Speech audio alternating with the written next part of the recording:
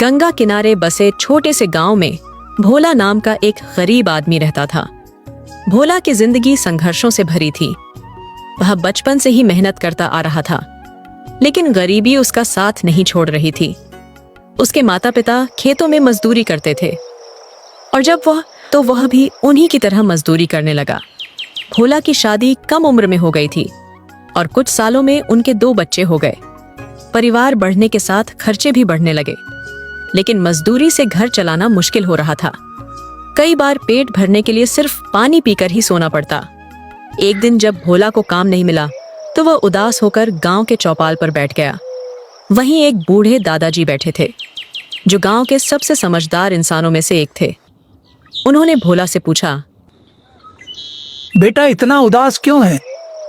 भोला ने अपनी परेशानी बताई तो दादाजी बोले, काम के लिए दूसरों पर निर्भर मत रहो, भगवान भी मदद करेगा अगर मेहनत करोगे।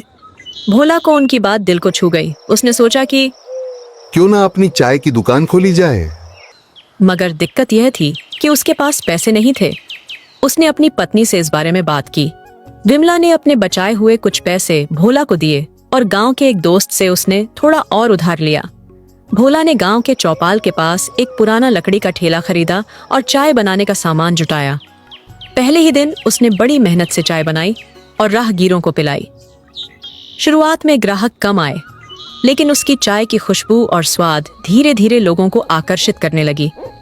कुछ ही महीनों में भोला की चाय की दुकान मशहूर हो गई। गांव के लोग, किसान मजदूर, स्कूल के बच्चे सब उसकी दुकान पर आने लगे।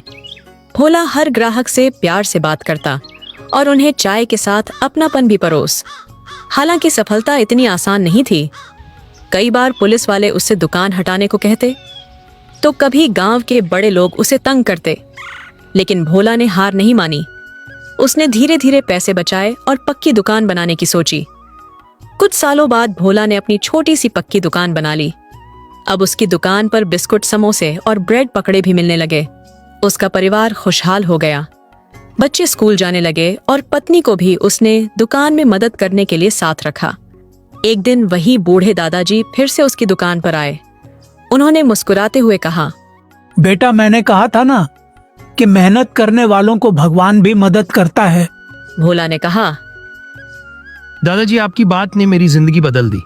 अगर इंसान ठान ले तो कोई भी गरीबी उसे रोक नहीं सकती। भोला की कहानी हमें यह सिखाती है कि जिंदगी में कितनी भी मुश्किलें आए, अगर हम मेहनत, धैर्य और आत्मनिर्भरता के साथ आगे बढ़े तो सफलता जरूर मिलेगी।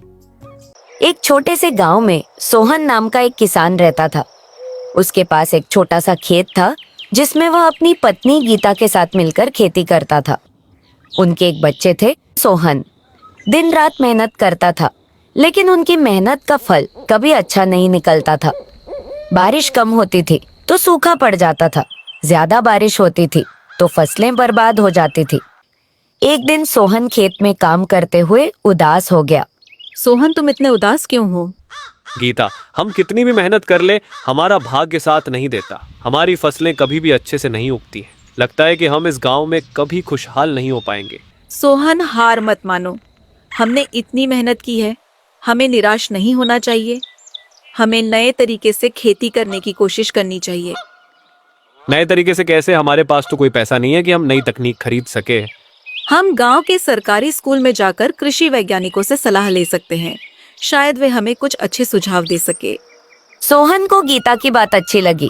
अगले दिन वे दोनों गांव के स्कूल गए और वहां के कृषि वैज्ञानिक से मिले। वैज्ञानिक ने उन्हें बताया कि उनकी मिट्टी में नाइट्रोजन की कमी है। उन्होंने उन्हें बताया कि कैसे वे अपनी फसलों में जैविक खाद का इस्तेमाल करके नाइट्रोजन की कमी को पूरा कर सकते हैं। सोहन ने वैज्ञानिक की बातों को ध्यान से सुना और उन्हें धन्यवाद दिया। घर लौटकर उन्होंने गीता के साथ मिलकर जैविक खाद बनाने का काम शुरू किया। उन्होंने गांव के अन्य किसानों को भी जैविक खेती के बारे में बताया। अगले साल सोहन ने जैविक खाद का इस्तेमाल करके अपनी फसल उगाई। उनकी मेहनत रंग लाई और उनकी फसल बहुत अच्छी हुई। उनकी फसल देखकर गांव के अन्य किसान भी हैरान रह गए। उन्होंने